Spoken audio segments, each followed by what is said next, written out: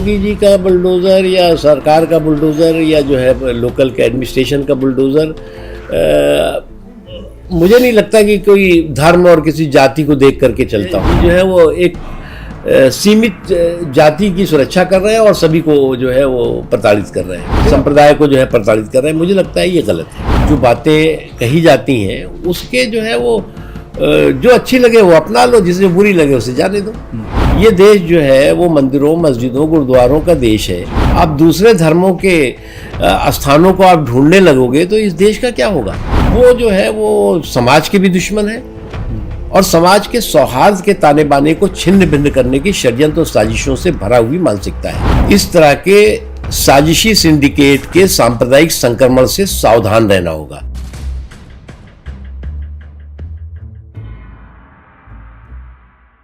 योगी जी का बुलडोज़र या सरकार का बुलडोज़र या जो है लोकल के एडमिनिस्ट्रेशन का बुलडोज़र, मुझे नहीं लगता कि कोई धर्म और किसी जाति को देख करके चलता हो। पहले एक बार ये भी लगा रहे आवाज़ ये कहा जाने लगा था कि साहब वो योगी जो है वो एक सीमित जाति की सुरक्षा कर रहे हैं और सभी को जो है वो प्रताड़ित कर रहे हैं। फिर अब आने लगा कि साहब एक संप्रदाय को जो है प्रताड़ित कर रहे हैं। मुझे लगता है ये गलत है।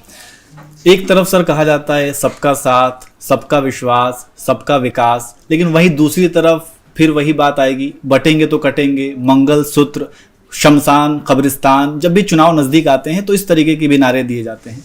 तो सर ये किस तरीके के नारे हैं? क्या ये चुनावी नारे होते हैं या फिर यहाँ पे कहाँ सबकी बात हो रही है? फिर देखिए, पहली बात आप ये देखिए कि आप पिछले अगर सिर्फ मोदी जी के शासनकाल को देख लीजिए, 10 साल से ज़्यादा हो रहे हैं जी, 11 साल होने जा रहे हैं। मोदी जी ने विकास में किसी के साथ क्या कमी की? क्या जब मोदी जी ने विकास में किसी के साथ कमी नहीं की तो अगर कोई वोट में कंजूसी हो रही है तो ये अपने आप में कई तरह के सवाल खड़े करता है जी।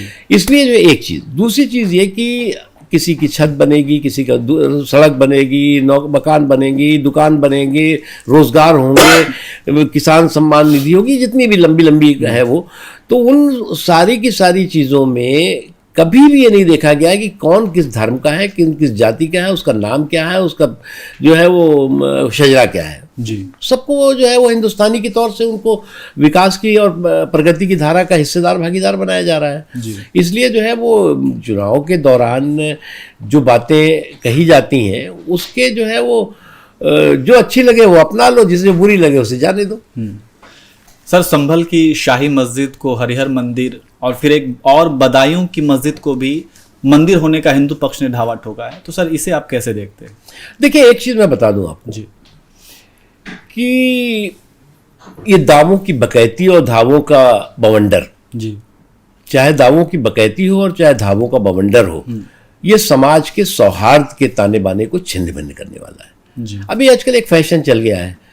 अभी उठे, उन्होंने कहा जी यहाँ पर जो है मंदिर था, यहाँ मस्जिद है, यहाँ गुरुद्वारा है, यहाँ ये। अरे भैया, ये देश जो है वो मंदिरों, मस्जिदों, गुरुद्वारों का देश है और यहाँ पर जो है वो आप हर मंदिर में, हर मस्जिद में, हर गुरुद्वारे में, हर चर्च पे आप दूसरे धर्मों के स्थानों को आप ढूंढने लगोगे तो इस देश का क्या होगा। इसलिए ये जो काम जो लोग कर रहे हैं वो जो है वो समाज के भी दुश्मन है और समाज के सौहार्द के ताने बाने को छिन्न भिन्न करने की षड्यंत्र और साजिशों से भरा हुई मानसिकता है जी। इसलिए हम सबको जो है इस तरह के साजिशी सिंडिकेट के सांप्रदायिक संक्रमण से सावधान रहना होगा जी।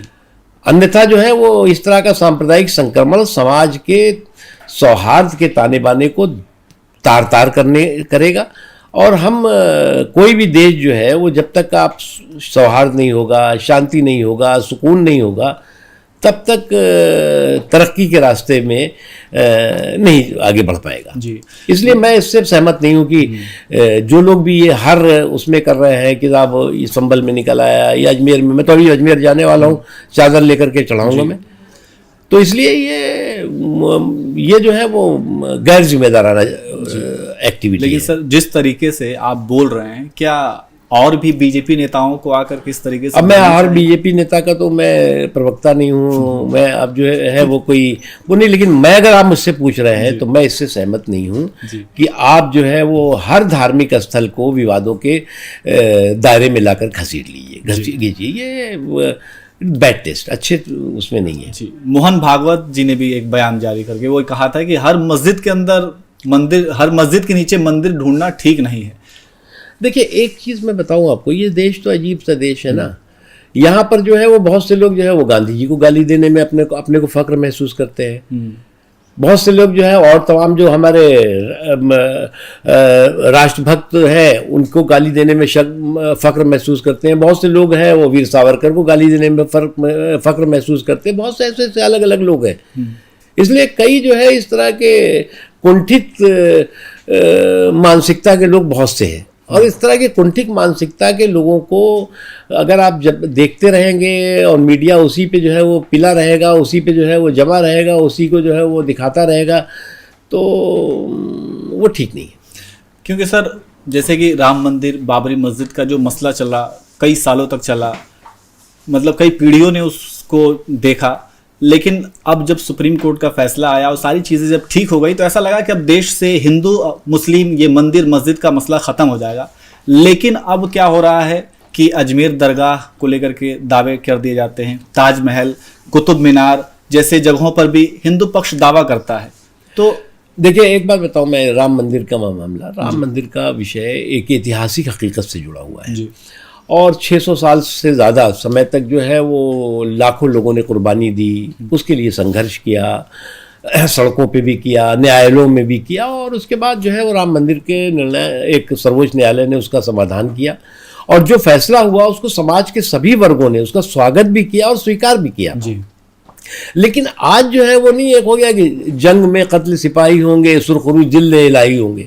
तो जंग में तो जो है वो इस तरह का जो बाद में ये सब जो चीज़ें आप कह रहे हो ना कि हर जगह ढूंढाई हो रही है कि साहब ढूंढाई खुदाई कि सब यहाँ देखो क्या है, यहाँ देखो, तो इस जंग में कत्ल सिपाही यानी आम लोग उसमें कत्ल होंगे, और सुरखरू ये जो सेकुलर सियासी सूरमा है ये जो है इनको इसका लाभ मिलेगा, सो काल सेकुलर सियासी सूरमा।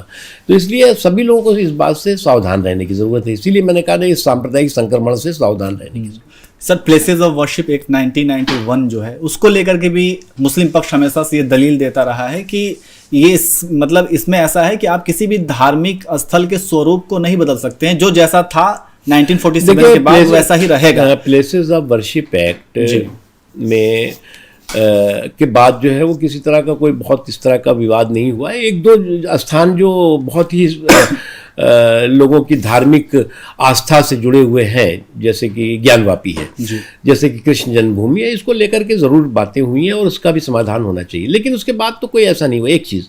दूसरी चीज़ ये कि प्लेसेस ऑफ वर्शिप एक्ट के बारे में जो फिर उस वक्त सुप्रीम कोर्ट ने जो चंद्रचूड़ साहब की जो टिप्पणी थी, उसके बाद उस पर कई चीज़ें हुई है कि भाई इस पे जो है वो उसकी सर्वे तो किया ही जा सकता है, ये सारी चीज़ें हुई।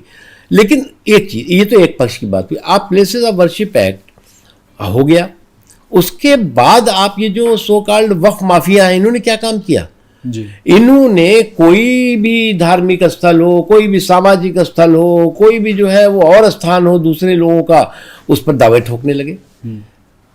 तो इस तरह की जो है वो वक्फ सिस्टम की जो एक सांप्रदायिक उद्दंडता थी जी, असंवैधानिक उद्दंडता, उसका भी एक प्रभाव और परिणाम रहा कि ये इस तरह के और लोगों ने भी जो इस तरह के दावे ठोकने शुरू कर दिए, शुरू कर दिए। दोनों तरफ देखना पड़ेगा। ठीक है सर, लेकिन वो प्लेसेस ऑफ वर्शिप एक्ट के बारे में आपने बताई, लेकिन जो DY चंद्रचूड़ जो कि पूर्व न्यायाधीश हैं, उन्होंने जो टिप्पणी की थी कि प्लेसेस ऑफ वर्शिप एक्ट के तहत आप किसी धार्मिक जगह के स्वरूप को नहीं बदल सकते, लेकिन उसका स्वरूप क्या है उसका जो है पता लगाने पर प्रतिबंध नहीं है। लेकिन सर अगर इस तरीके की उन्होंने टिप्पणी की तो क्या आपको नहीं लगता कि एक बार फिर से उन्होंने ये बोल करके एक मंदिर मस्जिद का विवाद छेड़ दिया? ऑब्जर्वेशन जो उनका था कोर्ट में, कोई जजमेंट नहीं था, ऑब्जर्वेशन था। उस ऑब्जर्वेशन को लेकर के लोग जो है वो निचली अदालतों में ज़रूर गए।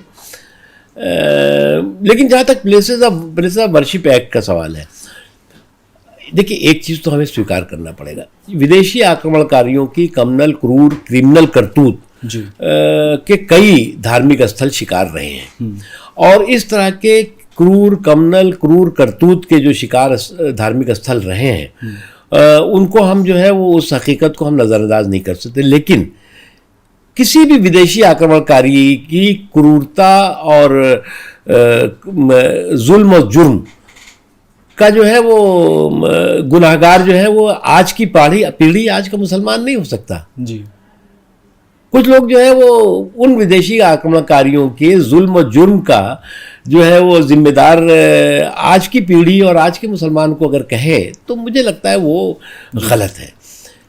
इस पीढ़ी ने तो देखा ही नहीं उन लोगों की क्रूरता और उन लोगों के जुल्म और जुर्म को, और न वो देखना चाहती है। इसलिए जो उस वक्त क्रूरता हुई उसके बारे में करेक्ट करने के जो स्थान करेक्ट करने चाहिए, लोगों की आस्था से जुड़े हुए जो बिल्कुल विश्वास से जुड़ी हुई चीज़ें हैं, उसको करने की ज़रूरत है, करना चाहिए। लेकिन हर स्थान पर जो है वो आप दावा ठोकते रहोगे तो उधर दावा ठुकेगा, इधर धावा होगा, दावे में जो है वो देश बर्बाद होता रहेगा। जी